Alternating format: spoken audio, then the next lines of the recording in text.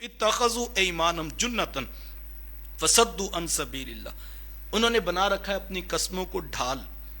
کس لیے؟ فصدوا عن سبیل اللہ، تاکہ وہ اللہ کی راہ سے لوگوں کو روکے، قسمیں اٹھا اٹھا کے جو ہے وہ روکتے کہ ان کے ساتھ نہ چلو۔ اللہ فرماتا ہے فَلَهُمْ عَذَابٌ مُّهِينٌ، کوئی بات نہیں محبوب، ہم نے ان کے لیے رسوا کر دینے والا عذاب تیار کر رکھا ہے، اور اس بھڑکتی ہوئی جہنم کے اندر جب ڈالیں گے تو یہ ان جھوٹی قسموں والوں کا جو ہے فیصلہ خود ہو جائے گا۔ لَن تُغْنِيَ عَنْهُمْ أَمْوَالُهُمْ وَلَا أَوْلَادُهُمْ، جس مال کی خاطر یہ منافقت اختیار کیے ہوئے ہیں اور سمجھتے ہیں کہ دولت ہی سب کچھ ہے، اللہ فرماتا ہے لَن تُغْنِيَ عَنْهُمْ أَمْوَالُهُمْ وَلَا أَوْلَادُهُمْ، نہ ان کو ان کا مال فائدہ دے گا، نہ ان کو اولادیں فائدہ دیں گی، اور نہ ہی کوئی اور شے ان کو اللہ کے عذاب سے ان کو نہیں بچا سکتی۔ اولئک اصحاب النار هم فیہا خالدون، یہ جہنمی ہیں اور ان کو ہمیشہ اسی کے اندر رکھا جائے گا۔ یوم یبعثهم اللہ جمیعا فیحلفون لہ کما یحلفون لکم ویحسبون انہم علی شیء الا انہم هم الکاذبون۔ اللہ فرماتا ہے کہ جس روز ان کو اٹھایا جائے گا، یوم یبعثهم اللہ جمیعا، جس روز ان سب کو اٹھایا جائے گا، فیحلفون، تو وہ قسمیں کھائیں گے، تو وہ اس دن بھی قسمیں اٹھائیں گے۔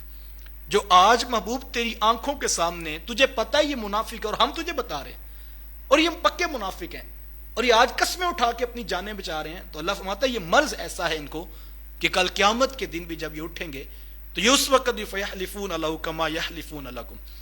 یہ اللہ کے سامنے بھی اسی طرح قسمیں اٹھائیں گے جیسے محبوب تیرے سامنے قسمیں اٹھاتے ہیں۔ ویحسبون انہم علی شیء الا انہم هم الکاذبون، اور خیال کریں گے کہ کسی ایسی شے پر تکیہ رکھ لیں جو ان کو فائدہ دے، الا انہم هم الکاذبون، لیکن یہی جھوٹے لوگ ہیں۔ استحوذ علیہم الشیطان فانساہم ذکر اللہ، تسلط جما لیا ان پر شیطانوں نے۔ یہ مسئلہ وجہ کیا ہے کہ یہ دوگلی پالیسی لے کر چل رہے ہیں، یہ منافقانہ رویہ اختیار کر رہے ہیں، وجہ یہ ہے محبوب کہ ان کے اوپر شیطان نے تسلط جما لیا۔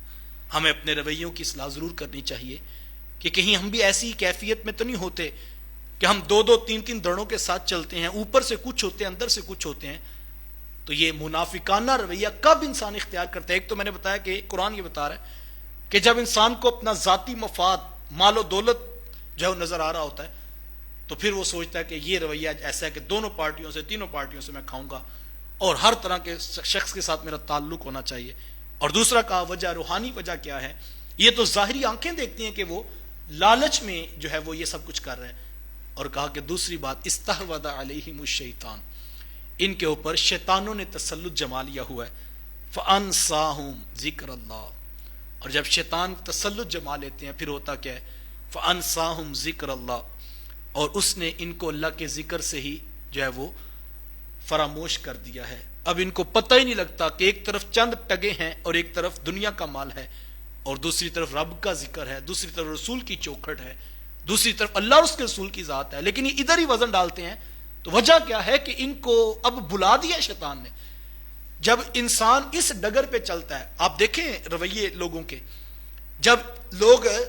جانتے ہوتے ہیں، کسی آپ نجی محفل میں پوچھیں کہ یار تمہیں نہیں پتا یہ منافق شخص ہے، تمہیں نہیں پتا یہ دوغلا شخص ہے، تمہیں نہیں پتا یہ دھوکے باز ہے، یہ جھوٹ بولتا ہے، یہ فراڈ کرتا ہے، یہ اتنی کرپشن کر رہا ہے اس مسئلے کے اندر،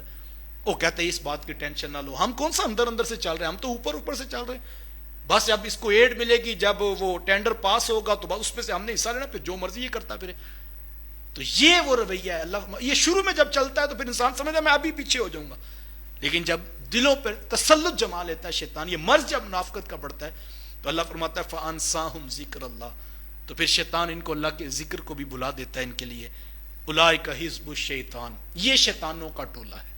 جو اس ساری کارستانی کے اندر لگا ہوا ہے، جو اس کام پہ اپنا وقت دیتا ہے اور منافقانہ رویہ اختیار کیے ہوئے ہیں۔ اللہ فرماتا ہے یہ اصل جو ہے وہ شیطانوں کا ٹولہ ہے۔ الا ان حزب الشیطان هم الخاسرون،